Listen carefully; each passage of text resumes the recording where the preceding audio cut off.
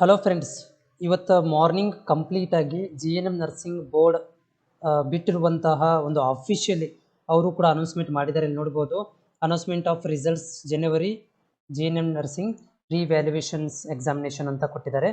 So final announcement ಆಗಿದೆ. ಯಾರೆಲ್ಲ ವಿದ್ಯಾರ್ಥಿಗಳಿಗೆ ಇನ್ನೂ ಇನ್ವಾಲಿಡ್ ಅಂತ ಬರ್ತಾ ಇದ್ರೆ ಸೊ ಅವ್ರುಗಳು ಸ್ವಲ್ಪ ಜಸ್ಟ್ ವೇಟ್ ಮಾಡಬೇಕು. ನಾಳೆಗೆ ಮಧ್ಯಾಹ್ನ ತನಕ ಅದನ್ನು ಅಪ್ಡೇಟ್ ಮಾಡ್ಬೋದು. ಇಲ್ಲಪ್ಪ ಅಂದರೆ ನೀವು ಕಾಲೇಜಿಂದ ಮೇಲ್ ಮಾಡಿಸಿ ಅದನ್ನು ಕ್ಲೇರಿಫೈ ಕೂಡ ಮಾಡ್ಕೊಳ್ಬೋದು. ಒಂದು ಆಪ್ಷನ್ ಇರೋದು.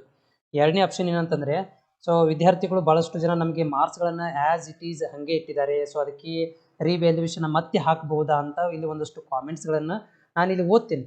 ವಿದ್ಯಾರ್ಥಿಗಳು ನಿಮ್ಮದೇ ಒಂದು ಕಾಮೆಂಟ್ಗಳು ಇದಾವೆ ಇಲ್ಲಿ ಈ ಒಂದು ರಿವ್ಯಾಲ್ಯೂಯೇಷನ್ಗೆ ಸಂಬಂಧಿಸಿದಂತೆ.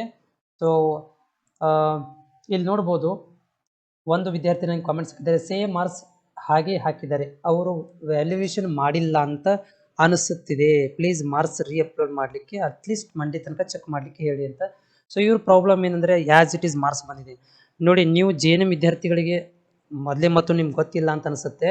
ನಾನು ಇದರ ಬಗ್ಗೆ ಪ್ಯಾರಾಮೆಡಿಕಲ್ ವಿದ್ಯಾರ್ಥಿಗಳ ಒಂದು ಈ ಸೇಮ್ ಪ್ರಾಬ್ಲಮ್ ಆಗಿತ್ತು, ಅದರ ಬಗ್ಗೆ ನಾನು 2-3 ವಿಡಿಯೋಗಳನ್ನು ಮಾಡಿ ಹಾಕಿದ್ದೆ. ಬಟ್ ಏನಾಗಲಿಲ್ಲ, ನಮ್ದು ಹೋಗಿ ರೀಚ್ ಆಗಲಿಲ್ಲ. ಹೋಗಿ ಯಾರು ಮೇಲುಗಡೆ ಇರುವಂಥ ವ್ಯಕ್ತಿಗಳಿಗೆ ಯಾರಿಗೂ ಕೂಡ ರೀಚ್ ಆಗಲಿಲ್ಲ, ಅದು ಹಾಗೆ ಇಗ್ನೋರ್ ಆಗಿಬಿಡ್ತು. ಸೇಮ್ ಪರಿಸ್ಥಿತಿ ಕೂಡ GNM ನರ್ಸಿಂಗ್ ವಿದ್ಯಾರ್ಥಿಗಳಿಗೆ ಈ ವರ್ಷ ಆಗಿದೆ. ಏನಾಗಿದೆ ಅಂತಂದ್ರೆ, ಇಲ್ಲಿ ಮಾರ್ಕ್ಸ್ಗಳನ್ನು ಹೇಗಿದೆ ಹಾಗೆ ಇಟ್ಬಿಟ್ಟು ಕಳಿಸಿದ್ದಾರೆ ಅಂತ. ಅದು ನಿಜನೂ ಆಗಿರ್ಬೋದು, ಅದು ಏನಪ್ಪ ಅಂದರೆ ಸುಳ್ಳು ಆಗಿರ್ಬೋದು. ನಿಜ ಹೆಂಗಾಗಿರ್ಬೋದು ಅಂತಂದರೆ, ಮೊದಲು ವ್ಯಾಲ್ಯೂಯೇಷನ್ ಮಾಡಿದವರು ಬೇರೆನೇ ಇರ್ತಾರೆ, ಸೆಕೆಂಡ್ ವ್ಯಾಲ್ಯೂಯೇಷನ್ ಮಾಡಿದವರು ಬೇರೆನೇ ಇರ್ತಾರೆ, ವ್ಯಕ್ತಿ ಇರ್ತಾರೆ.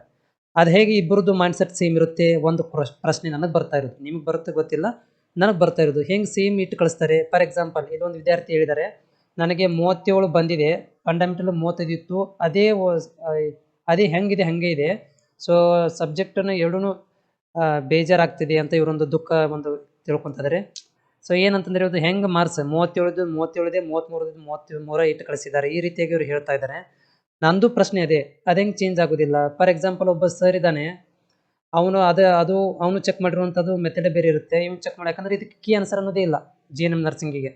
ಹೆಂಗೆ ಸೇಮ್ ಬರುತ್ತೆ? ಇದು ನನ್ನ ದೊಡ್ಡ ಪ್ರಶ್ನೆ. ಯಾರಾದರೂ ಇಲ್ಲಿ ಇನ್ ಕೇಸ್ ಆಫ್ ಇದೊಂದು ವಿಡಿಯೋ ಏನಾರು ಹೋದರೆ ನನಗಿದು ಆನ್ಸರ್ ಮಾಡಬೇಕು ಅವರು, ಹೆಂಗೆ ಸೇಮ್ ಬರುತ್ತೆ ಆನ್ಸರ್ ಅಂತ. ಅಂದರೆ ಸೇಮ್ ವ್ಯಾಲ್ಯೂಯೇಷನ್ ಹೆಂಗೆ ಆನ್ಸರ್ ಬರುತ್ತೆ?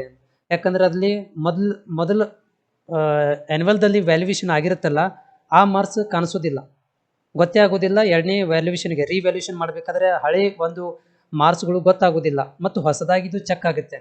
1, 2, 3 ಆಗಲಿ ತೊಂದರೆ ಇಲ್ಲ, ಎಲ್ಲರದು ಹೆಂಗಾಗುತ್ತೆ? ಆಲ್ಮೋಸ್ಟ್ ವಿದ್ಯಾರ್ಥಿಗಳು ಇದೇ ಪ್ರಾಬ್ಲಮ್ ಆಗಿದೆ. ಇಲ್ಲಿ ನೋಡ್ಬೋದು, ಸೇಮ್ ಮಾರ್ಕ್ಸ್ಗಳನ್ನು ಹಾಕಿ ಕಳಿಸಿದ್ದಾರೆ ಅಂತ ಇವರು ಕೂಡ ಹೇಳ್ತಾ ಇದ್ದಾರೆ. ಹೌದಾ, ಇಲ್ಲಿ ಕೂಡ ಏನು ಕರೆಕ್ಷನ್ ಮಾಡಿಲ್ಲ ಅಂತ ಕೂಡ ಹೇಳ್ತಾ ಇದ್ದಾರೆ. ಓಕೆ, ನಂದು ಓಕೆ, ಸೊ ಭಾಳಷ್ಟು ವಿದ್ಯಾರ್ಥಿಗಳು ಬಂದಿದೆ ಅಂತ ಹೇಳ್ತಾ ಇದ್ದಾರೆ. ಆಮೇಲೆ ಇಲ್ಲಿ ಸುಮಾರು ಇದಾವೆ, ನಂದು ರಿವ್ಯಾಲ್ಯೂಯೇಷನ್ ಮಾರ್ಕ್ಸ್ ಬಿಫೋರ್ ಹೆಂಗಿತ್ತು ಹಾಗೆ ಮಾಡಿಲ್ಲ ಅಂತ ಹೇಳ್ತಾ ಇದ್ದಾರೆ. ಸೊ ಇಲ್ಲಿ ತುಂಬಾ ಟಫ್ ಇರೋ ಪ್ರಾಬ್ಲಮ್ಮು. ಸೊ ಇಲ್ಲಿ ಪ್ರಾಬ್ಲಮ್ ಏನಂತಂದ್ರೆ, ಇಲ್ಲಿ ಯಾಕೆ ಈ ರೀತಿ ಪ್ರಾಬ್ಲಮ್ ಆಗ್ತಾ ಇದೆ ಅಂದರೆ, ಮೇ ಬಿ ನನಗನ್ನಿಸ್ತಾ ಇದೆ ಇದರಲ್ಲಿ ಸರಿಯಾದಂತಹ ಒಂದು ಸ್ಟ್ರಾಂಗ್ ಆಗಿ ಇದಕ್ಕೆ ಒಂದು ಕೀ ಆನ್ಸರ್ ಬರಬೇಕು. ಮೊದಲೇ ಮಾತು, ಕೀ ಆನ್ಸರ್ ನಮ್ಮ ಪ್ಯಾರಾಮೆಡಿಕಲ್ ಆಗಲಿ GNM ನರ್ಸಿಂಗಿಗೆ ಕೀ ಆನ್ಸರ್ ಇಲ್ಲ. ಸೊ ಕೀ ಆನ್ಸರ್ ಇಲ್ಲ ಅಂದಮೇಲೆ ಅವ್ರು ತಿಳ್ದಂಗೆ ಚೆಕ್ ಮಾಡ್ತಾರೆ, ಅವ್ರು ಇಷ್ಟದಂತೆ ಚೆಕ್ ಮಾಡಿ ಕಳಿಸಿಬಿಡ್ತಾರೆ. ಅವ್ರು ಬುಕ್ ಓದಿರೋದು ಬೇರೆ, ನೀವು ಬುಕ್ ಓದಿರೋದು ಬೇರೆ, ಈ ರೀತಿಯಾಗೂ ಆಗುತ್ತೆ. ಅಥವಾ ಅದರಲ್ಲಿ ಏನೋ ಪಾಯಿಂಟ್ ಮಿಸ್ ಆಗಿರ್ಬೋದು, ಅಥವಾ ಅವರು ಲೆಕ್ಚರ್ಗಳಿಗೆ ಏನೋ ಗೊತ್ತಿಲ್ಲ, ನಾವು ನಮ್ಮ ಮೆಥಡಲ್ಲಿ ನಾವು ಚೆಕ್ ಮಾಡಿದೀವಿ ಅಂತ ಅನ್ಕೊಂತಿರ್ಬೋದು. ಇದೆಲ್ಲ ಸುಮಾರು ಕ್ವಶನ್ಸ್ಗಳು ನನಗೂ ಕೂಡ ಇದ್ದಾವೆ. ಮುಂದಿನ ದಿನಗಳಲ್ಲಿ ಏನಾದರೂ ಪ್ಯಾರಾಮೆಡಿಕಲ್ ಬೋರ್ಡ್ ಮತ್ತು GNM ನರ್ಸಿಂಗ್ ಬೋರ್ಡ್ ಇದಕ್ಕೆ ಸೊಲ್ಯೂಷನ್ ಕೊಡುತ್ತಂತ ಕಾದು ನೋಡಬೇಕು. ಬಟ್ ಅಲ್ಲಿ ಎಲ್ಲಿ ತನಕನೂ ಕೂಡ ವಿದ್ಯಾರ್ಥಿಗಳು ಇದನ್ನು ಅನುಭವಿಸಲೇಬೇಕು. 1,000 ರೂಪಾಯಿ ನೀರಿಗೆ ಹಾಕದ ಹಾಗೆ ಅದಕ್ಕೆ ನೀರನ್ನು ಒಂಥರ ಏನಂತಂದರೆ, 1,000 ರೂಪಾಯಿ ನಮ್ದು ಅಲ್ಲ ಅನ್ನೋ ಥರ ಬಿಟ್ಬಿಡಬೇಕು. ಆಮೇಲೆ ನಮ್ಮ ಜೀವನ ನಮ್ದು ಅಲ್ವೇ ಅನ್ಬೇಕು. ಅಂದರೆ ವ್ಯಾಲ್ಯೂಯೇಷನ್ ಹಾಕಿದಾಗ ನೀವು, ಇದು ನಮ್ಮ ಜೀವನನೇ ಇದು ನಮ್ದಲ್ಲ, ಇದು 1,000 ರೂಪಾಯಿ ನಮ್ದಲ್ಲ ಅನ್ನೋ ರೀತಿಯಲ್ಲಿ ನೀವು ಮರೆತು ಬಿಡಬೇಕು ಅನ್ನೋ ರೀತಿಯಲ್ಲಿ ಇದೊಂದು ರಿವ್ಯಾಲ್ಯೂಯೇಷನ್ ಆಗುತ್ತೆ ಅಥವಾ ವ್ಯಾಲ್ಯೂಯೇಷನ್ ಆಗುತ್ತೆ ಅಂತ ಅನ್ಕೋಬೋದು. ನೋಡೋಣ, ಕಾದು ನೋಡೋಣ ಏನಾಗುತ್ತೆ ಅಂತ. ಬಟ್ ಇದಕ್ಕೆ ಯಾವುದೇ ಥರಂಥ ಸೊಲ್ಯೂಷನ್ ಇಲ್ಲ. ಮತ್ತು ನೀವು ಸಪ್ಲಿಮೆಂಟ್ರಿಗೆ ತಯಾರು ಮಾಡ್ಕೋಬೇಕು. ಮತ್ತೊಮ್ಮೆ ರಿವ್ಯಾಲ್ಯೂಯೇಷನ್ ಆಗೋದಿಲ್ಲ, ಮತ್ತೊಮ್ಮೆ ರಿವ್ಯಾಲ್ಯೂಯೇಷನ್ ಹಾಕಲಿಕ್ಕೆ ಬರೋದಿಲ್ಲ. ನೀವು ಸಪ್ಲಿಮೆಂಟ್ರಿ ಎಕ್ಸಾಮ್ಗೆ ರೆಡಿ ಮಾಡ್ಕೋಬೇಕು, ಫೇಲ್ ಆಗಿರುವಂಥ ವಿದ್ಯಾರ್ಥಿಗಳು.